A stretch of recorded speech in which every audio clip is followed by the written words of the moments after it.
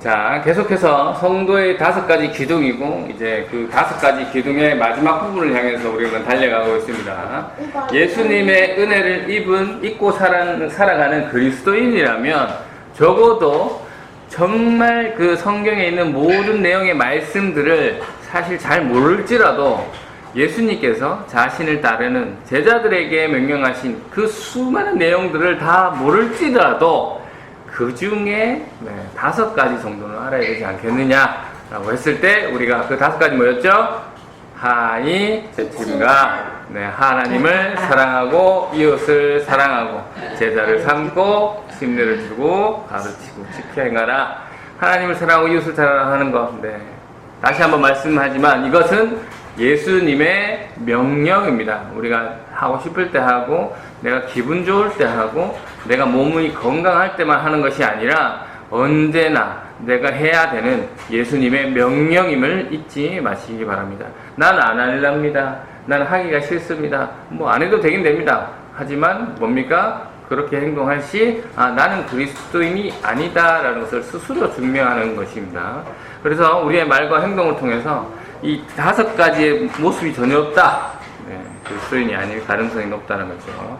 자, 그래서 우리는 이 5가지의 마지막인 지금 훈련, 교육에 대해서 지난주부터 살펴보고 있습니다. 예수님은 자신들의 제자들에게 훈련되어야 한다. 너희는 훈련해라. 라고 교육받아야 된다. 라고 명령하셨습니다. 우리가 무엇을 훈련하고 배워야 된다고 말씀드렸습니까?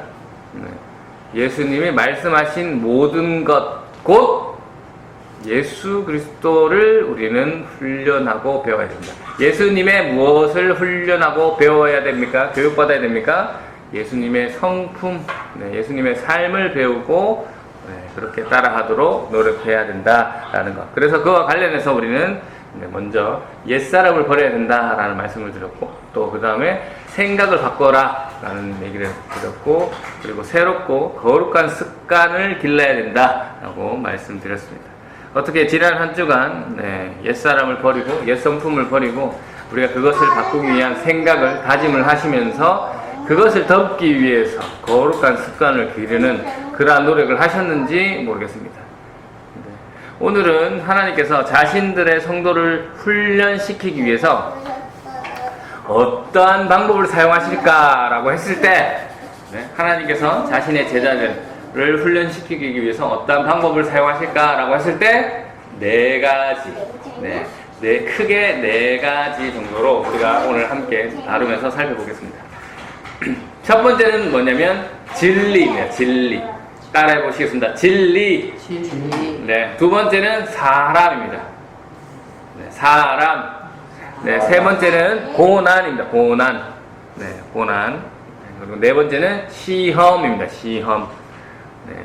하나님은 이렇게 이 진리와 사람과 고난과 시험을 통해서 우리를 훈련시키신다라는 거죠. 첫 번째 우리가 볼 것은 진리입니다. 진리. 혹시나 해서 여쭤보는데 진리가 뭡니까?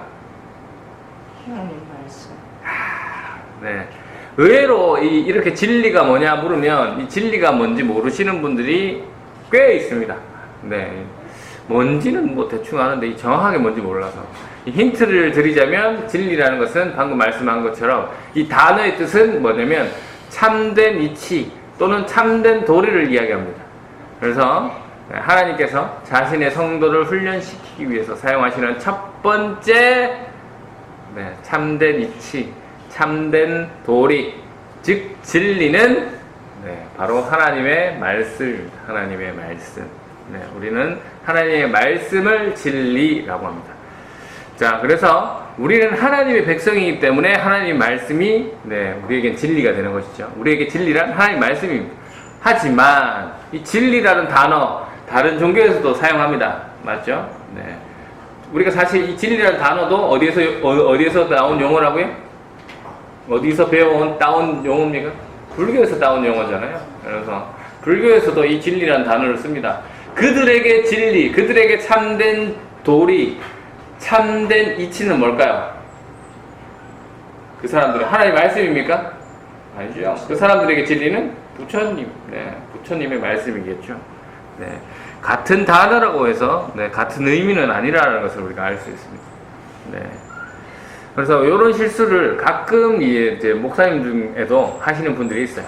그러니까 뭐 설교 중에 명언이나 네, 사자성어, 좋은 뭐 또 그런 얘기들을 하시면서 그런 것들을 인용하는데 뭐 인용하는 건 전혀 문제가 되지 않습니다. 하지만 네, 이게 뭐와 상관이 있어야 되냐면 진리이신 하나님 말씀과 상관이 있어야 됩니다. 네, 하나님의 말씀과 관련된 명언, 그날 본문인 하나님 말씀과 관련된 사자성어라면 좋다. 왜? 예로 사용하는 거니까. 진리를 잘 설명하기 위해서 사용하는 거니까. 근데 그 순서를 오해하고 네, 반대로 해서 그 사자성어가 주가 되게, 그 명언이 주가 되게 설교하시는 분들이 있어요. 이거는 진리를 오해하는 겁니다. 진리의 우선순위를 네, 놓치는 거죠. 우리가 하나님 그리스도인으로서 하나님 말씀을 진리라고 믿는다면 다른 지혜나 지식들이 진리의 말씀보다 높거나 같을 수가 있습니까? 없지요. 없겠죠, 당연히. 네. 아까도 말씀드렸지만 물론 진리를 잘 설명하기 위해서 그러한 다른 지혜나 지식들을 사용하는 것은 좋습니다. 하지만 우선순위나 그 중요성이나 가치에서 네, 그 우리가 믿는 하나님의 말씀보다 앞서거나 같을 수가 없음을 우리는 알아야 됩니다. 그런데 네, 많은 성도들이 그리고 많은 그리스도인들이 실수하는 것이 하나님의 말씀이 기록된 이 진리의 말씀보다 뭡니까? 그것을 말하는 특정 목사의 말을 더 중요시하는 경우가 있습니다. 네. 또는 자신의 마음을 알아주는 그 사람에 대해서 더 중요하는 경우를 봅니다. 네. 그 실수죠. 진리보다 사람이 앞선 거니까요. 목사가 말씀을 전한다고 해서 목사가 진리보다 앞서면 무조건 틀린 겁니다. 또 과학, 인문학, 의학, 심리학 등 네, 이러한 것도 네, 뭡니까? 진리를 앞서면 안 된다라는 것이죠. 오해하시면 안 되는 게 과학이 필요 없다라는 말이 아니죠. 의학이 필요 없다는 말이 아닙니다. 우선순위 문제에서 언제나 우리는 하나님 말씀을 가장 앞서 두고 한다라는 것이죠. 그리고 또 이 앞에 두 개보다 제일 많이 하는 실수, 진리보다 더 많이 하는 실수, 바로 뭡니까? 물질입니다. 돈. 우리는 때로는 진리보다 물질을 더 중요시하죠. 하나님 말씀보다 돈을 더 중요하는 모습들이 네, 많이 있습니다. 뭐 여러분들은 어떠신가 모르겠습니다. 네, 진리이신 이 하나님 말씀보다 네, 사람을 더 믿는 것은 아닌지, 하나님 말씀보다 과학, 의학을 더 신뢰하는 것은 아닌지, 하나님 말씀보다 네, 당장 나에게 유익을 주는 돈을 더 중요시하고 있는 것은 아닌지 네, 한번 나를 살펴보시기 바랍니다. 관련해서 오늘 말씀 한번 읽어보겠습니다. 요한복음 17장 17절 말씀입니다. 요한복음 17장 17절 말씀 함께 읽어볼까요? 시작. 그들을 진리로 거룩하게 해주십시오. 아버지의 말씀은 진리입니다. 하나님 말씀이 진리라는 것을 말씀하고 있죠. 하나님께서는 자신의 백성을 훈련시키기 위해서 네, 첫째, 진리이신 아버지의 말씀을 사용하신다. 그러기 위해서는 먼저 성도인 우리가 이 말씀이 진짜지 아닌지, 우리가 진리라고 믿는 그 진짜지 아닌지를 믿어야겠죠. 네, 정말 진리가 돈보다 우선순위 될 수 있는지, 내 마음을 위로해주는 그 사람보다 더 우선순위 될 수 있는지, 아니면 뭐 나에게 건강을 주는 의학보다, 나에게 삶을 편안하게 주는 과학보다 정말 이 진리가 먼저 순위에 갈 수 있는지에 대한 믿음을 먼저 확인해야 하는 것이 중요하겠죠. 네. 그래서 진리보다 다른 게 먼저 우선순위인 사람에게 야, 진리가 우선순위해야 된다라고 100번 설명을 해도 네, 그 사람은 알아들을 수가 없습니다. 왜냐면 진리를 모르기 때문이죠. 그렇죠. 그래서 그렇기 때문에 우리가 정말 하나님께서 진리를 통해서 자신의 성도를 훈련시킨다라는 이 말씀을 믿는다면 당연히 우리를 영생으로 인도하는 이 진리의 말씀, 우리를 구원시켜 주신 이 진리의 말씀을 믿어야 된다라고. 다른 말로 하나님의 말씀의 권위를 인정해야 된다라는 것이죠. 이게 안 되고서는 다른 게 안 되는 거죠. 이것부터 시작하는 겁니다. 그래서 관련해서 말씀 한번 읽어보겠습니다. 디모데후서 3장 16절 말씀입니다. 시작. 모든 성경 말씀은 하나님께서 감동을 주셔서 기록되었기 때문에 진리를 가르쳐주며 삶 가운데 무엇이 잘못되었는지 알게 해줍니다. 또한 그 잘못을 바르게 잡아주고 의롭게 사는 법을 가르쳐줍니다. 하나님 말씀 안에, 이 진리 안에 우리가 어떻게 살아야 되는지, 우리가 무엇이 잘못되었는지, 우리가 잘못된 것을 어떻게 바르게 고칠 수 있는지, 그리고 어떻게 그 하나님의 의에 맞게 의롭게 살아가는지를 그 방법을 가르쳐 주고 있다고 말씀하고 있습니다. 여러분 이 말씀 믿으십니까? 그 어떤 것보다 정말 하나님 말씀을 우선시 하시면서 믿고 있습니까? 그렇다면 정말 이 말씀을 내 것으로, 하나님 말씀이 진리로 믿고 있다면, 우선시하면서 믿고 있다면 그 다음에는 이 말씀을 내 것으로 만들어야 됩니다. 왜 내 것으로 만들어야 되는지는 잘 아시리라 생각됩니다. 예수님이 명령하셨기 때문이죠. 내가 가르친 모든 것을 훈련하라 라고 하셨기 때문에. 자, 그러면 어떻게 하면 진리신 하나님의 말씀을 내 것으로 만들 수 있을까요? 첫 번째로는 뭐가 되었든 말씀을 읽어야 되겠죠. 뭐가 되었든 말씀을 읽어야 됩니다. 읽어야지만 뭐가 되었든 이 진리가 내 안에 들어오겠죠. 그런데 말씀을 읽지 않는다, 말씀을 가까이 하지 않는다, 읽는다는 표현도 됐지만 듣는다는 표현도 괜찮죠. 인식한다, 말씀을 듣지 않는다라는 것은 뭡니까? 아닐 가능성이 높다, 심각한 문제다라는 거죠. 또 어떻게 하면 하나님 말씀을 내 것으로 만들 수 있느냐? 일단 읽어야 되겠고, 그 다음 그 말씀을 연구해야 됩니다. 읽는 것만으로는 부족합니다. 연구해야 된다는 뜻의 핵심은 뭐냐면 이해한다 라고 생각하시면 될 것 같습니다. 앞뒤 문맥의 앞뒤의 내용들이 어떤 내용인지, 이 문장의 의미가 이 단어의 의미가 뭔지, 당시 이 얘기를 할 때 그 당시 그 사람들의 문화적 배경은 어떠한지, 왜 이 말씀의 구조는 이렇게 배열되었는지 등을 보면서 뭘 찾는 겁니까? 하나님이 이 말씀을 그때 당시 그 사람에게 어떤 의미로 하셨는지를 가장 먼저 찾아요.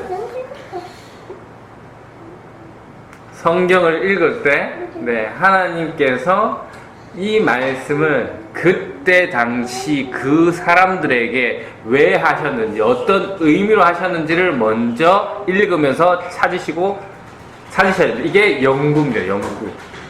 그 다음 이렇게 찾고 그 안에서 하나님의 모습은 어떤 모습이신지, 당시 이 말씀에 나오는 그 인물들의 모습은 어떤 모습인지를 다 보고, 그 말씀을 통해서 하나님이 당시 그 사람들에게 이런 뜻으로 말씀하셨구나를 가지고 오늘날 나에게, 우리 교회에게 이런 말씀을 하시는구나 라고 해석해야 됩니다. 이게 성경 연구입니다. 성경 연구. 그런데 많이들 하는 실수가 성경을 읽으면서 이 부분을 놓치고 그냥 나에게 와닿는 어떤 뜻으로 했는지, 하나님께서 이 구절을 그때 당시 그 사람들이 어떤 이유로 했는지는 전혀 모르고 뭐 있습니까? 창대하나? 네. 네. 식당에 가장 많이 붙여있는, 네. 어떤 뜻인지도 모르고, 그냥, 아이고, 네, 부자 된단다. 뭐, 이런 것만 가져와서, 네, 그렇게 해석하면 안 된다라는 것이죠. 네. 그리고, 네, 첫 번째로, 하나님의 말씀을 내 것으로 만들기 위해서 첫 번째로 읽어야 되고, 그 다음 두 번째로 말씀을 연구해야 되고, 이해해야 되고, 그 다음 그 이해한 말씀, 연구한 말씀을 기억해야 돼. 묵상이라고 하죠, 묵상. 네, 찾은 말씀을 하나님께서 주신 그 은혜의 말씀을 반복해서 읽으면서 하나님 뜻을 기억하고 또 내 삶에 적용해서 그렇게 살아가려고 노력해야 된다라는 것이죠. 그렇기 때문에 성도라면 네, 이것을 반드시 해야 된다. 반드시 읽고 연구하고 내 삶에 적용하는 것, 이것을 다 합쳐서 네, 묵상, 네. 큐티라고 하죠. 큐티. 네. 그래서 이 방법 한 번도 안 배우면 사실 어렵습니다. 배워야 돼요. 근데 당연히 해야 되는 이것을 안 하고 사는 그리스도인들이 너무 많습니다. 네. 혼자 하기란 쉽지 않죠. 그래서 배워야 됩니다. 그래서 우리가 지금 성도의 5가지 기둥이 끝나고 나면 바로 네, 요 묵상하는 법부터 네, 배우고 같이 네, 훈련도 해보는 시간을 가지도록 하겠습니다. 나 훈련 좋아해. 네, 은율이도 같이 한번 해보겠습니다. 자, 아이고. 자, 하나님께서는 이 자신의 백성을 훈련시키기 위해서 첫 번째는 진리를 사용하시고 두 번째는 사람을 사용하신다. 네, 두 번째로는 사람을 사용하신다 라는 거죠. 우리가 흔히 잘못 생각하는 게 뭐냐면 이 영적인 성숙을 이루기 위해서 네, 유명한 네, 산이나 기도원에 가서 네, 며칠씩 금식하면 네, 외부에 차단된 생활을 하면 그 사람 보고 야, 저 목사님 산에 가서 뭐 소나무 붙들고 기도하시네. 와, 되게 영적인 목소리가 목이 쉬어서 막 그럴그런 목소리를 해야지만 영성이 뛰어나다라고 생각하시겠지만 아닙니다. 영적인 성숙을 오게 하는 것은 관계 속에서 옵니다. 관계 속에서. 네, 하나님과의 관계, 네, 그리고 사람과의 관계에서. 물론 가장 기본적인 영적인 성숙의 가장 기본적인 것은 성경 말씀, 진리, 방금 보셨던 그 진리의 말씀과 기도입니다. 기도. 그거는 기본이고요. 그걸 통해서, 그리고 때로는 네, 깊숙한 골방에 들어가서 하나님과 1대1로 시간을 갖는 시간도 필요합니다. 꼭 필요 없다라는 것은 아니고 필요합니다. 하지만 이것만으로는 안 된다는 것이죠. 인간이 성숙되기 위해서는 앞에 성경 공부, 기도, 하나님과의 그 깊은 만남 뿐만 아니라 대인과 다른 사람들과의 만남을 통해서 부딪히면서 다듬어진다라는 것이죠.